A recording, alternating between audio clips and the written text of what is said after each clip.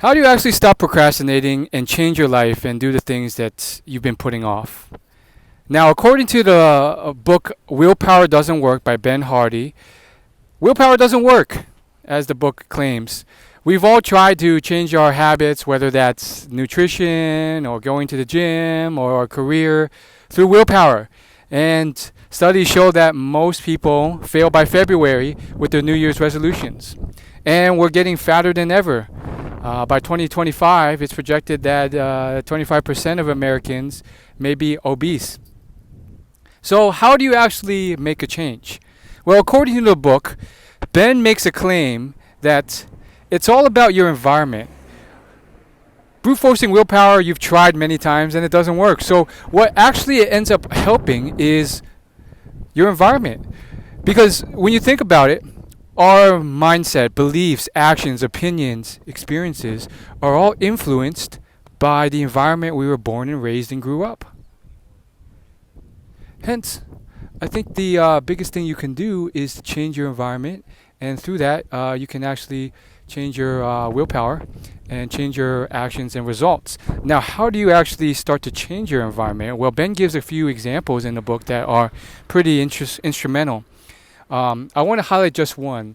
So he basically gives an example of a friend of his who was pretty successful in real estate, and he sold like real estate education courses, but he drove a old Toyota Camry from the 1990s. It was fine, it was really reliable, and yet it just did not create the perception of success that he suspected may be affecting his business. So he did a little experiment. He bought a $110,000 Tesla, and all these changes started happening. First, he got 2,000 friend requests from people in real estate. He shot up to the number one real estate person in his local area. He got 4 times more sales of his courses, and he got a lot more self-confidence. Now, Ben claims in the book, this is a great example of hacking your environment. And by doing that, you change your actions, your behavior, your self-esteem, and whatnot, which changes your willpower. Now, how do you apply that to something like nutrition? Well, I'm actually starting a new nutrition diet based off a fitness coach I invested in. And this YouTuber fitness coach gave me these really strict macros. At least for me, they're pretty tough. So my plan is to just buy only healthy foods, preferably healthy foods that taste decent, and then only have those in the house. Now, you've probably heard that tip before, and you're thinking, well, that only works for a couple days. But then I'll get tired of it, and then I'll go out to a grocery store and buy some unhealthy foods. Maybe, or at least keep you astray from just binging because you don't have a bag of chocolates at home. It can at least maybe tame your appetite, and even if you change your cupboard of food moderately, I think it'll still have an impact on your eating habits, because when you're at home, it's just not worth the effort of going out and buying unhealthy food when you just want to stay at home.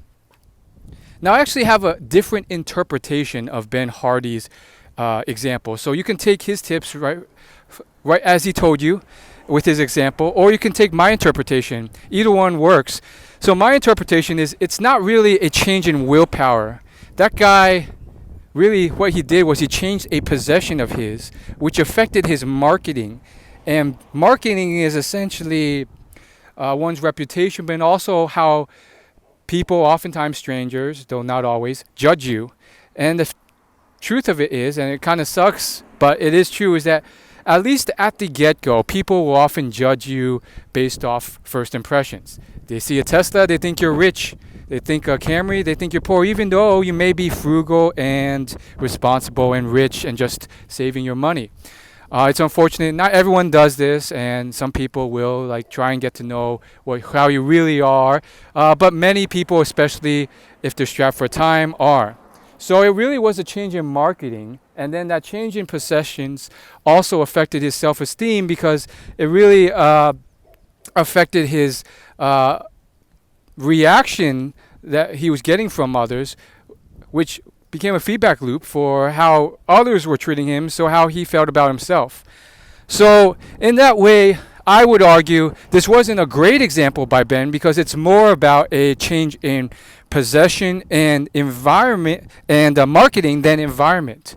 Nonetheless, what you can take from that is rather than change your cupboard and the food you buy at home, you can change your possessions and your marketing and the feedback you get from others to change how you feel and then how you act. Maybe that means getting new friends. Maybe that means just buying different items that will make you feel better, self-care items. Maybe it's, a $5 luxury bottle of shampoo rather than the $1 bargain bin shampoo. Maybe it's changing the podcasts and audiobooks and the way you spend your free time and the people who you talk to. Maybe it's that family member or the people in your life who have influenced you to be this negative skeptic who's always taking it out on others. And then when you shift that to positive, optimistic stuff, like the stuff you're hearing here in this content, you start to shift your attitudes, your beliefs, and you change that. So think about possessions and marketing because maybe you can create your own feedback loop. And I'm sure some of you are more creative than I. So leave a comment if you have a creative idea on how to do this. Most of us can't buy a Tesla, but maybe we can purchase another item that's within our budget that can dramatically affect how we're being perceived, how we feel about ourselves. Most obvious is your style and fashion and your clothing. Maybe one coat, one garment, or just one outfit can change all of that. Or maybe it's just something else. So that's it for today. Hopefully this video helped, and I'll see you in the next one.